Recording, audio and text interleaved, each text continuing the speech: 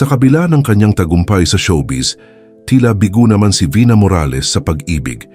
Isa siya sa pinakamagaganda at pinakamatagumpay na artista sa Pilipinas, ngunit hanggang ngayon ay hindi pa rin siya nag-aasawa.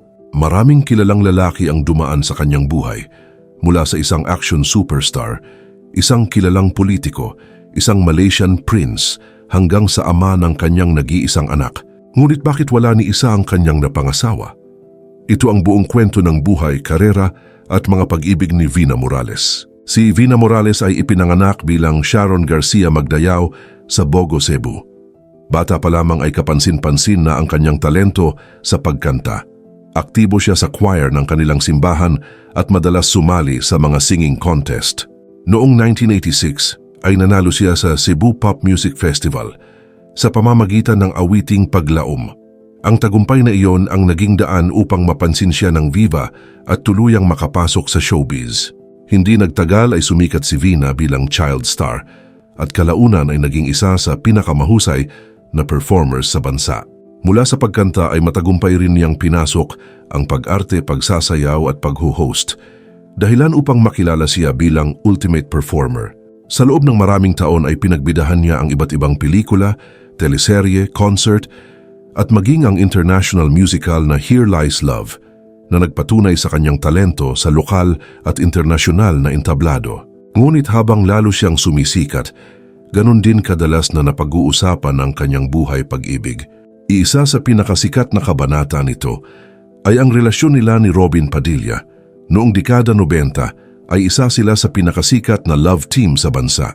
Napakalakas ng kanilang tambalan, kaya maraming tagahanga ang naniwalang sila na ang magkakatuluyan sa totoong buhay. Pero bago po ang lahat, baka pwedeng palike muna ang video na ito. Isang simpleng click lang, pero malaking tulong yan sa aming mga content creators para makagawa pa ng mga kwentong gaya nito. Maraming salamat po. Sa simula ay tila napakasaya ng kanilang relasyon. Pareho silang bata, sikat at nasa kasagsagan ng kanilang karera. Ngunit habang tumatagal ay nagsimula ring lumabas ang mga problema. Sa ilang panayam noon, ibinahagi ni Vina na sobrang seloso si Robin. Sinabi rin niya na may mga pagkakataong pakiramdam niya ay wala sa hulog ang mga reaksyon nito dahil sa matinding selos. Maging si Robin mismo ay umamin pagkalipas ng maraming taon na naging labis ang kanyang pagseselos noong sila pa ni Vina. Ayon sa kanya, marami siyang pagkakamaling nagawa noong kabataan niya at madalas niyang pairalin ang emosyon. Noong panahong iyon ay naiulat din ang isang insidente kung saan nasangkot si Robin sa pananakit umano sa isang dancer dahil sa selos. Habang dumarami ang hindi pagkakaunawaan at tumitindi ang tensyon, unti-unti ring nasubok ang kanilang pagmamahalan. Sa huli ay nauwi rin sila sa hiwalayan. Makalipas ang maraming taon ay naghilom ang sugat ng nakaraan. Pareho nilang inaming marami silang natutunan sa kanilang relasyon at nanatili silang magalang sa isa't isa. Matapos ang relasyon kay Robin ay muling nagbukas ng puso si Vina. Isa sa kanyang naging seryosong karelasyon ay si Migs Zubiri na nooy isa ng kilalang personalidad sa politika. Mas pribado ang kanilang relasyon at bihira silang magbahagi ng detalye sa publiko. Dahil parehong matagumpay at propesyonal, marami ang umasa na baka ito na ang lalaking makakasama niya habang buhay. Subalit hindi rin nagtagal ang kanilang pagmamahalan. Hindi kailanman nagsalita ng detalyado sina Vina at Migs tungkol sa dahilan ng kanilang hiwalayan. Wala ring kumpirmadong ulat tungkol sa third party o malaking iskandalo. Dahil dito nananatiling pribado ang tunay na dahilan, ang malinaw lamang ay nagpatuloy sila sa kani-kanilang landas. Si Migs sa serbisyo publiko at si Vina sa kanyang lumalawak na karera sa entertainment industry. One of the reasons is, I guess, we don't have time for each other. He's very busy, I'm busy also. So we grew apart. And secondly, nagka-clash yung career namin. Iba kasi yung mundo niya, iba yung mundo ko. Pagkaraan nito ay naiugnay si Vina kay Sulaiman Abdul Rahman Taib, isang Malaysian businessman. Dahil kilala siya bilang miyembro ng isang maimpluwensyang pamilya sa Sarawak, Malaysia. Maraming tagahanga ang naniwalang baka ito na ang lalaking magdadala kay Vina sa altar. Gayunpaman natapos din ang kanilang relasyon. Hindi rin nila isinapubliko ang dahilan ng kanilang paghihiwalay, kaya nanatiling pribado ang bahaging iyon ng kanilang buhay.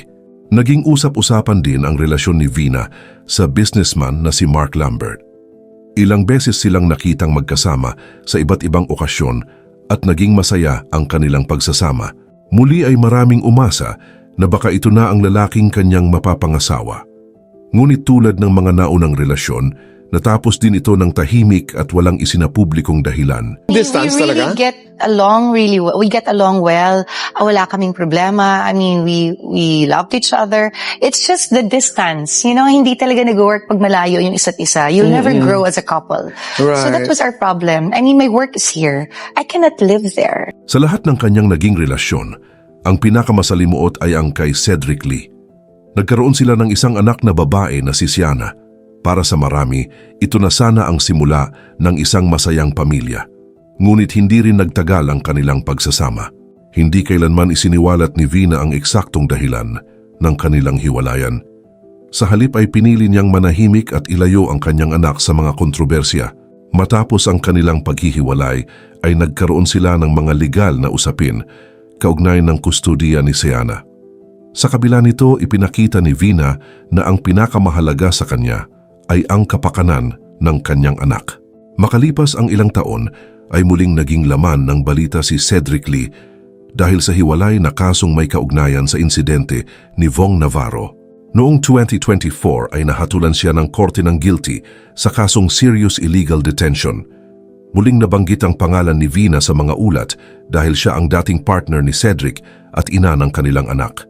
Gayunman, pinili niyang huwag magsalita ng masama tungkol sa ama ni Siana at sa halip ay ituon ang kanyang panahon sa pagpapalaki sa kanilang anak. Sa paglipas ng mga taon ay napatunayan ni Vina Morales na hindi lamang pag-ibig ang sukatan ng tagumpay ng isang tao. Bagamat ilang beses siyang umibig at ilang beses ding nasaktan, hindi niya hinayaang sirain ng mga kabiguang iyon ang kanyang buhay. Sa halip ay lalo siyang nagsumikap sa kanyang karera at naging mapagmahal na ina kay Siana. Hanggang ngayon ay nananatili siyang isa sa mga pinakarespetadong artista sa industriya. Patuloy siyang napapanood sa telebisyon, pelikula, concerts at stage productions.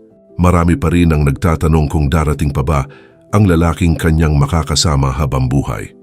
Ngunit para kay Vina, tila mas mahalaga ngayon ang kanyang pamilya, ang kanyang anak at ang kanyang propesyon. Sa huli, ipinakita ni Vina Morales na ang kabiguan sa pag-ibig ay hindi hadlang sa tagumpay. Sa kabila ng mga pagsubok, pinili niyang bumangon, magpatuloy at maging isang mapagmahal na ina at respetadong artista. Hanggang ngayon, nananatili siyang inspirasyon sa marami.